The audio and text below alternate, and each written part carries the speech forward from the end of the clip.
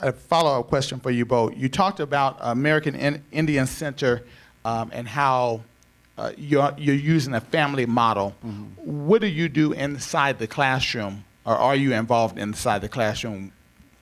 I've had the opportunity to teach a course the 6 years I've been at Mesa. And one of the things that I've always observed, and this is with any student who comes in the classroom, I think the major thing you're going to learn about anything you do, and this serves, and it's the same in college, is that everything is going to be about relationships. And when you go into that classroom, you're going to have that relationship, not only with your peers, but primarily with your instructor. And first thing I'll do is, when I ask my new students every year, who has the most power in this classroom? And that begins a discussion about how we all see power relationships, particularly between the student and the teacher. Now, should it be like this, or should it be more like that? And so I think we like to have good relationships with students, and so we try our best so that we have more reciprocal relationships where it's more equal, more respectful. And to do this, students like to work in groups, collaborative groups, and anything that you can engage them in. That's what students like, and that's what classroom going is all about, enjoying what you do in the classroom. And I think that's how what students should expect when they go to the classroom. Okay, thank you. Ken, financial aid seems to be a hot topic. So would you tell us if one of our students lived with one parent, only live with one parent, whose income should they put on the application?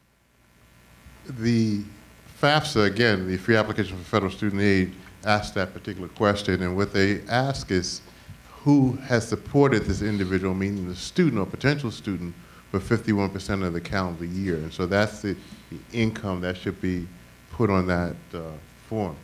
And that's the quick answer. But give us the more realistic answer. The more realistic answer is, while we have to stick to the letter of the law, I would encourage students to make the financial aid office another opportunity for learning that, as my colleagues have presented.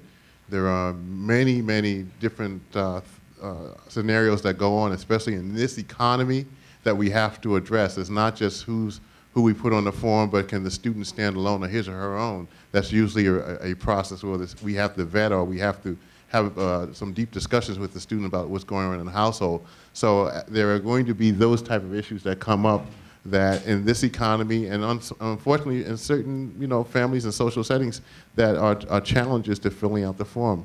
One of the other things that I hope my colleagues at the table don't think I'm stepping on them, but we have programs that are before a student comes to our campus. There's one called Hooper Learning, which is another program that provides funding for high school students that come on our college campus when they take courses. ACE, Achieving College Education. I think Stella Torres she's part of the group. I think she's in the audience here.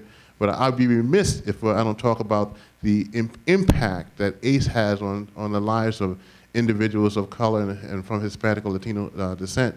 It's actually, we're known nationwide, thanks to the efforts of Stella Torres, about our programs and the way we've tried to connect to our students. So I just wanted to mention that. And also, Mike, when students come to you, they seem like to have fun.